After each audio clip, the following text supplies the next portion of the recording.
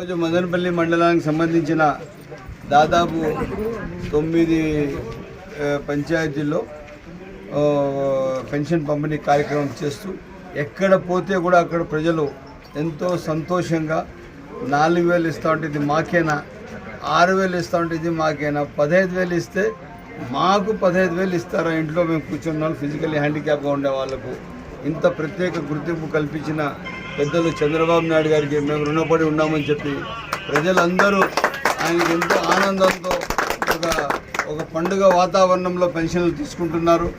అది ఒక ప్రజలకు సేవ చేసే తత్వం.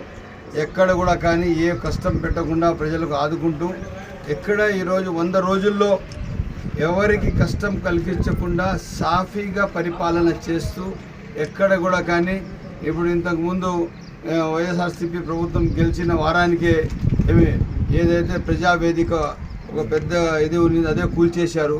దాని తర్వాత ఎక్కడ చూస్తే అక్కడ జేసీబీలు. ఇప్పుడు CTM 2 and 1 పంచాయతీకి వెళ్ళాను, అక్కడ చూస్తే కబ్జాలు తాండవం ఆడుతూ ఉన్నాయి. 1, 2, 3, 10, 20 ఎన్ని ఉన్నాయి ఎంచుకోవడానికి టైం సాలేదు.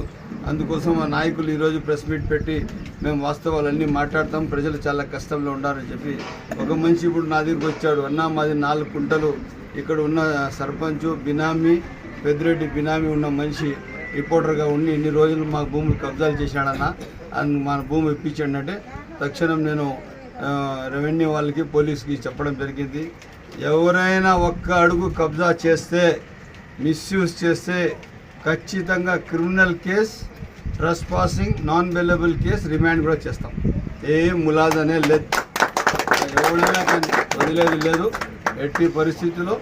ఇప్పుడు ఇవే కాకుండా బీకేపల్లిలో కూడా చాలామంది భూ కబ్జాలు చేశారు, వాళ్ళకు కూడా జైలు పంపించేది ఖచ్చితంగా తెలియజేస్తుంది.